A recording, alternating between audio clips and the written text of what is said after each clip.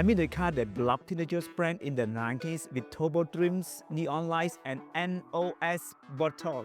The Mitsubishi Eclipse, a JDM icon born in America, raised on tuner culture, and forever remembered as Paul Walker's bright green laptop on wheels in the Fast and the Furious. This thing had everything: turbo power, all-wheel drive, and enough crank-walk means to last a lifetime. But let's rewind to where it all began.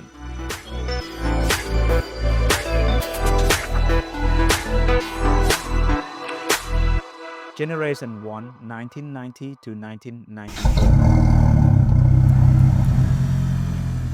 The story of Eclipse started with the partnership with DSM, Diamond Star Motors.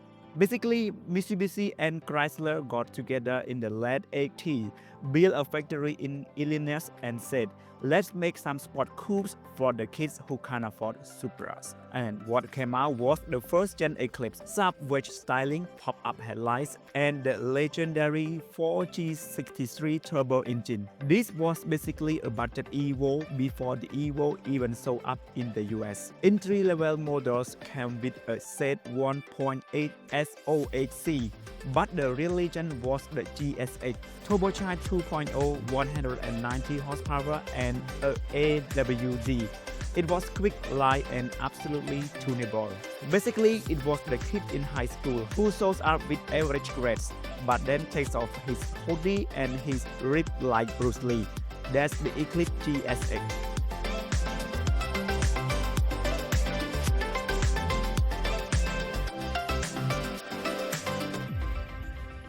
Generation 2, 1995 to 1999.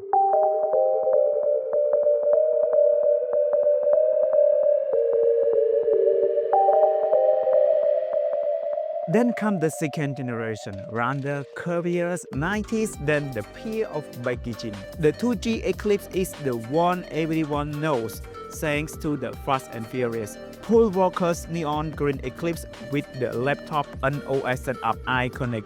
Now, engine choices were a little bit of lottery. You either got the Chrysler Bell 420A, which, let's be honest, was about as exciting as ball rice, or you score a 4G63 turbo, same bloodline as the Evo, and suddenly you're king of the street.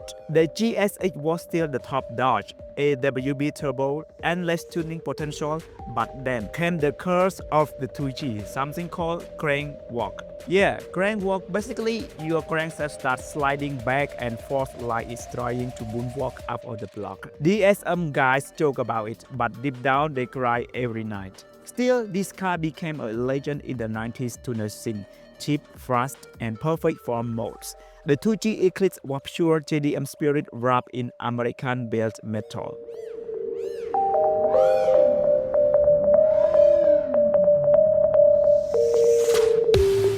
Generation 3, 2000 to 2005.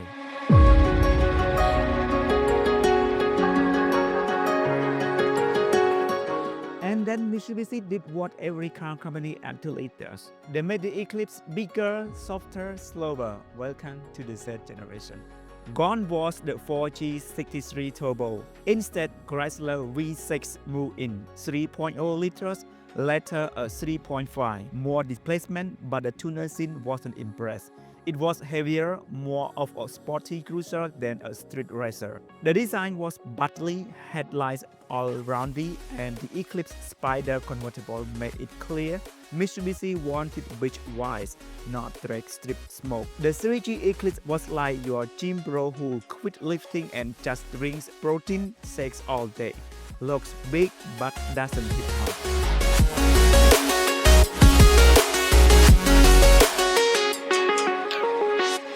Generation 4, 2006 to 2012.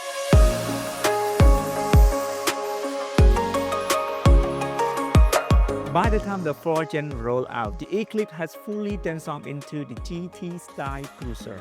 Bigger again, heavier again, and rocking engines like the 2.4 inline-4 and a 3.8 V6 with up to 263 horsepower.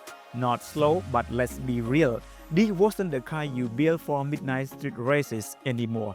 It was the car you used to impress your dad at a mall food court. The Eclipse Spider was still around, trying to keep the convertible dream alive. But the tuner community had already moved on to Evo's, WRX, and 350Zs. The Eclipse had become well less fast and a lot more furious than wise.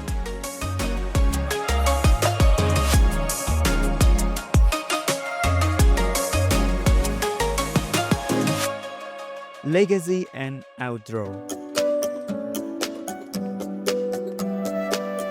But no matter what happened to the Eclipse, its legacy is locked. The DSM cars are still legacies in tuner culture. The 4G will forever be pool workers' cars, and every time someone talks about crank walk, a DSM owner somewhere shed a tear. So, from turbo rockets to mall cruisers, the Mitsubishi Eclipse gave us speed, drama, and memes that will never die.